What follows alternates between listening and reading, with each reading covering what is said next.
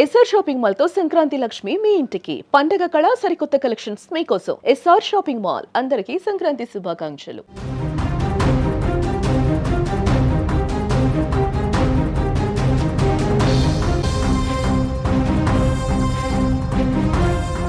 ప్రయాణం ఎప్పుడూ ఒక గమ్యం కోసమే మొదలవుతుంది. కొందరు ఇంటికి వెళ్లే తొందరలో, మరికొందరు పని మీద వెళ్తూ ఉంటారు. ఇంకొందరు తమ వాళ్ళను కలుసుకోవాలనే ఆశతో ప్రయాణిస్తుంటారు. కానీ ఆ ప్రయాణమే చివరిదని తెలిస్తే, ఎక్కిన రైలే యమపాశమవుతుందని ఊహిస్తే, సరిగ్గా ఇలాంటి ఘోరం థాయిలాండ్లో జరిగింది.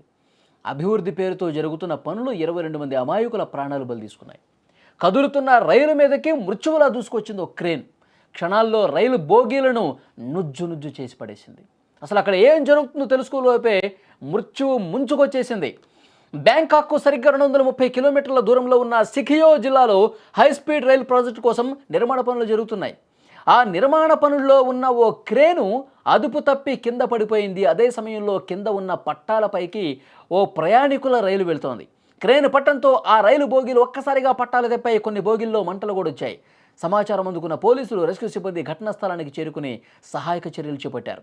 ప్రమాదంలో ఇప్పటి వరకు 22 మంది చనిపోయారు. ఇంకో 30 మందికి పైగా తీవ్రంగా గాయపడి ఆసుపత్రిలో చికిత్స పొందుతున్నారు.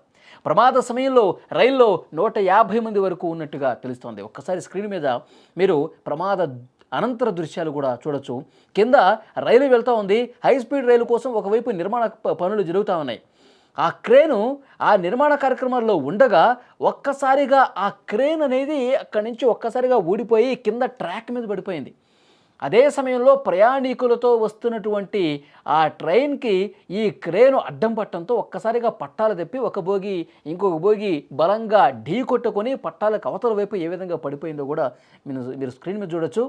150 మంది ప్రయాణికులతో వెళుతున్నటువంటి ఆ ట్రైను ఒక్కసారిగా అదుపు తప్పి ఒకదాన్ని ఢీ కొట్టినప్పుడు మంటలు కూడా వ్యాపించాయి. మొత్తం ఆ ట్రైన్ 2 బోగీలు ఒక్కసారి మీరు స్క్రీన్ మీద చూస్తున్నారు, నుజ్జు అయిపోయినాయి. 22 మంది స్పాట్లోనే చనిపోయారంటే 22 మంది తీవ్ర గాయాలతో రక్తం మోడుతూ స్పాట్లోనే చనిపోయారు. ఇంకొక 30 మంది వరకు కూడా గాయాల పాలైపోయారు. హుటాహుటిన ఈ సమాచారం తెలుసుకున్న వెంటనే అంబులెన్స్లు అక్కడికి వచ్చాయి. అంబులెన్స్లో వాళ్ళందరినీ కూడా సమీప ఆసుపత్రికి తీసుకెళ్లారు. ఎంత భయంకరమైనటువంటి దృశ్యం చూడండి. ఒకవైపు హై స్పీడ్ ట్రాక్ కోసం అక్కడ పనులు జరుగుతూ ఉన్నాయి. ఒక పెద్ద క్రేన్ని తీసుకొచ్చి అక్కడ నిర్మాణ కార్యక్రమాలన్నీ జరుగుతూ ఉన్నాయి. ఇదే సమయంలో అక్కడ జరిగినటువంటి ఒక చిన్న టెక్నికల్ తప్పిదం కారణంగా ఆ క్రేన్ ఒక్కసారిగా ట్రాక్ మీద ఇట్లా పడిపోయింది. సరే, పడిపోయిన ట్రాక్ని వాళ్ళకి సమయం లేదు. ఎందుకంటే ఆ ట్రాక్ మీద పడిపోయినటువంటి చాలా బరువు ఉంటుంది. దాన్ని తొలగించడానికి కొన్ని గంటలు పడుతుంది. కానీ అక్కడ ముందు స్టాప్లో ఉన్నటువంటి సిబ్బందికి అలర్ట్ చేసే సమయం కూడా లేదు. ఎందుకంటే ఒక 10 కిలోమీటర్ల అవతల ఉందనుకోండి ట్రైను, వెంటనే ముందు స్టాప్లో అక్కడ అధికారులకు ఫోన్ చేసి ట్రైన్ ఆపేసేయండి, ఇక్కడ ట్రాక్ మీద క్రేన్ పడిపోయింది, వస్తే ప్రమాదం జరుగుతుందని చెప్పి అలర్ట్ చేసి ఉండేవాళ్ళు. కానీ ఆ సమయం కూడా లేదు. ఇట్లా పడిందో లేదో క్షణాల వ్యవధిలో వచ్చినటువంటి ఆ ట్రైన్ ఒక్కసారిగా అక్కడ ఈ ట్రాక్ మీద పడిపోయినటువంటి క్రేన్ ఢీ కొట్టడంతో ఒక్కసారిగా ఆ బోగీలు మొత్తం కూడా ఒకదానికొకటి ఢీ కొట్టుకొని పట్టాలు తెప్పిపోయి మొత్తం నుజ్జుయిపోయి ప్రయాణికులు హాహాకారాలు నిజంగా చాలా అంటే చాలా బాధాకరం అండి. ఆ ట్రైన్ బోగీల్లో నలిగిపోయి నుజ్జుయిపోయి 22 మంది స్పాట్లో చనిపోయారంటే ఎంత ఘోర ప్రమాదం చూడండి. వెంటనే అక్కడ ఆ క్రేన్ మరమ్మతులు చేసే సిబ్బంది వెంటనే వాళ్ళు ఈ ప్రమాదం గురించి సమాచారం సమీపంలో ఉన్నటువంటి ఆసుపత్రులకి, అంబులెన్సులకి ఫోన్ చేసిన తర్వాత వెంటనే వచ్చి వాళ్ళని ఆసుపత్రికి తీసుకెళ్లారు. అప్పటికే జరగాల్సిన ఘోరం జరిగిపోయింది.